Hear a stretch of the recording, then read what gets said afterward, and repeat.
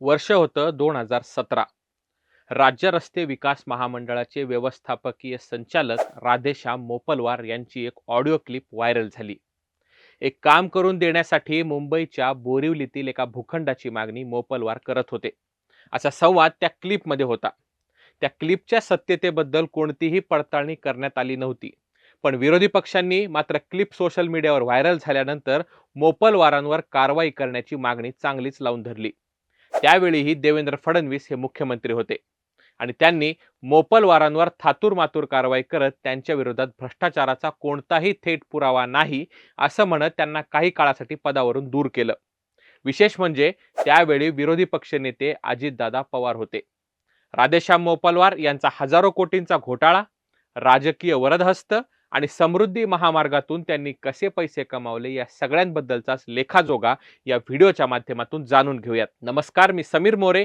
Times of Democracy TOD मराठीमध्ये आपल्या सर्वांचं मनपूर्वक स्वागत. गेल्या काही दिवसात एक नाव चांगलं चर्चेत आलंय, ते म्हणजे सेवानिवृत्त IAS अधिकारी राधेश्याम मोपलवार.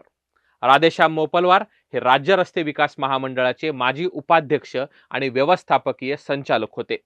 उपमुख्यमंत्री देवेंद्र फडणवीस यांच्याशी त्यांची चांगली जवळीक असल्याचं बोललं जातं. अर्थात त्याच्या मागेही काही कारण आहेत. फडणवीस यांनी पुढाकार घेतला आणि मोपलवार यांना राज्य रस्ते विकास महामंडळाच्या पदावर मुदतवाढ मिळाल्याचं जाणकार सांगतात. आमदार रोहित पवार यांनी राधेश्याम मोपलवार यांच्यावर अत्यंत गंभीर आरोप केलेत. मोपलवार यांची तब्बल 3000 कोटी रुपयांची मालमत्ता देश विदेशात आहे असा आरोप आमदार रोहित पवारांनी केलाय. राधेश्याम मोपलवार यांनी आपल्या आयुष्याच्या सुरुवातीच्या काळात मराठवाडा ग्रामीण बँकेत नोकरी केली. त्यानंतर काही वर्षात ते MPSC उत्तीर्ण झाले. उपजिल्हाधिकारी म्हणून त्यांची नियुक्ती झाली आणि 1995 साली त्यांना IAS म्हणून प्रमोशन मिळालं. अनेक महत्त्वाच्या पदांची जबाबदारी त्यांनी सांभाळली. नांदेड जिल्ह्यातील हदगाव तालुक्यात त्यांचं गाव आहे. नांदेडमध्ये शीख बांधवांचा गुरुतागद्दी हा कार्यक्रम पार पडला. त्यावेळी नांदेडमध्ये जिल्हाधिकारी म्हणून राधेश्याम मोपलवार हे कार्यरत होते. त्यावेळी केंद्र सरकारने 2000 कोटींचा निधी विविध विकास कामांसाठी मंजूर केला होता. तेव्हा मुख्यमंत्री अशोक चव्हाण होते. त्यावेळी जी 2000 कोटींची कामं पार पडली ती मोपलवार यांच्याच देखरेखीखाली पूर्ण झाली होती. परंतु नंतर त्या कामांपैकी रस्त्यांच्या कामाच्या दर्जाबाबत प्रश्नचिन्ह उपस्थित झाले आणि कामाची दुरावस्थाही पाहायला मिळाली. कोकण विभागीय आयुक्त, ठाणे विभागीय आयुक्त अशा जबाबदाऱ्या त्यांनी आपल्या कार्यकाळात पार पाडल्या. त्यावेळी एकनाथ शिंदे यांच्याशी त्यांची जवळीक वाढली. अनेक वेळा राधेश्याम मोपलवार यांच्यावर भ्रष्टाचाराचे विविध आरोप झाले, पण आपल्या राजकीय कनेक्शनमुळे त्यांच्यावर कधीही कठोर कारवाई झाली नाही. 2018ला ते रिटायर झाले आणि त्यानंतर त्यांना महाराष्ट्र राज्य रस्ते विकास महामंडळाच्या व्यवस्थापकीय संचालकपदी मुदतवाढ मिळाली. त्यांच्याच देखरेखीखाली समृद्धी महामार्गाचं काम पूर्ण झालं. विशेष म्हणजे त्यांच्यावर विविध आरोपांवरून कार्यवाही सुरू असतानाच मोपलवारांना देवेंद्र फडणवीस यांनी महत्त्वाची जबाबदारी दिली हे विशेष. राधेश्याम मोपलवार हे देशातील सर्वात श्रीमंत सरकारी अधिकारी म्हणून ओळखले जातात. परंतु पंतप्रधान मोदी यांनीही मोपलवारांवर कारवाई करण्यास सांगितलं असतानाही 2018 मध्ये फडणवीस यांनी तात्पुरती कारवाई केली आणि नंतर त्यांना मोठी जबाबदारी दिली.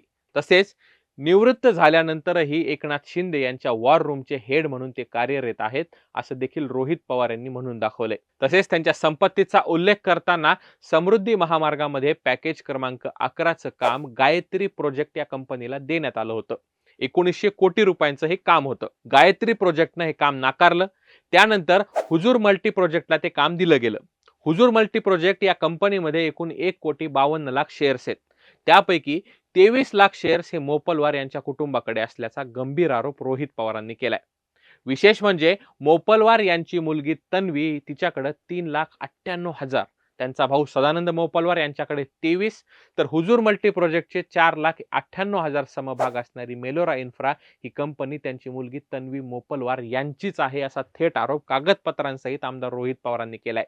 एवढ्यावरच ते थांबले नाहीत, तर राधेश्याम मोपलवार यांच्या नावावर 1500 कोटींची मालमत्ता आहे. दुसऱ्या पत्नीच्या नावावर 150 कोटी, तिसऱ्या पत्नीच्या नावावर 300 कोटी आणि एका मुलीच्या नावे 500 कोटी तर दुसऱ्या मुलीच्या नावे 350 कोटी रुपये असल्याचं त्यांनी म्हटलंय. याबरोबरच सदानंद मोपलवार हे त्यांचे भाऊ आहेत. त्यांच्याकडे 200 कोटींची संपत्ती असल्याचा दावा आमदार रोहित पवारांनी केलाय. हा आकडा एकत्रित 3,000 कोटींच्या घरात जातो असं त्यांनी बोलून दाखवले. त्यामुळे आता राधेश्याम मोपलवार यांच्या अडचणी चांगल्याच वाढल्यात.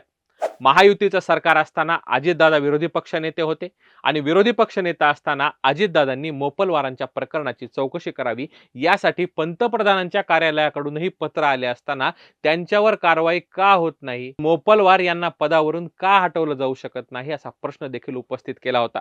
तेव्हा त्यांच्यावर फडणवीसांना कारवाई करण्यास त्यांनी भाग पाडलं होतं. 2018 पासून तब्बल 7 वेळा मोपलवार यांना रस्ते विकास महामंडळाच्या पदावर मुदतवाढ देण्यात आली होती. त्यामुळे फडणवीसांच्या जवळचे असणारे घोटाळेबाज मोपलवार यांना देवेंद्र फडणवीस हे स्वतः पाठीशी घालतायत का असा प्रश्न विरोधक विचारतायत.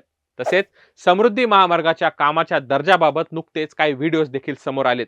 त्यामुळे 20 वर्ष काहीही न होणारा रस्ता अवघ्या वर्षभरातच त्याला भेगा पडतात आणि त्यात मोपलवार यांचा सहभाग त्या रस्त्याच्या कामाशी निगडीत असल्याने अनेक तर्कवितर्कांना, अनेक शंकांना वाव मिळतो. खरं तर प्रमोशन मिळून IAS झालेल्या अधिकाऱ्यांची निवड आणि सेवानिवृत्तीनंतर वारंवार मुदतवाढ हे सगळं जाणीवपूर्वक करण्यात आलं का? यामध्ये काही काळबेरं आहे का? याबद्दल आपल्याला काय वाटतं ते कमेंट करून नक्की सांगा. व्हिडिओ आवडला असल्यास लाईक, शेअर करायला विसरू नका आणि असेच नवनवीन व्हिडिओज पाहण्यासाठी टाइम्स ऑफ डेमोक्रेसी TOD मराठीच्या YouTube चॅनलला नक्की सबस्क्राईब करा.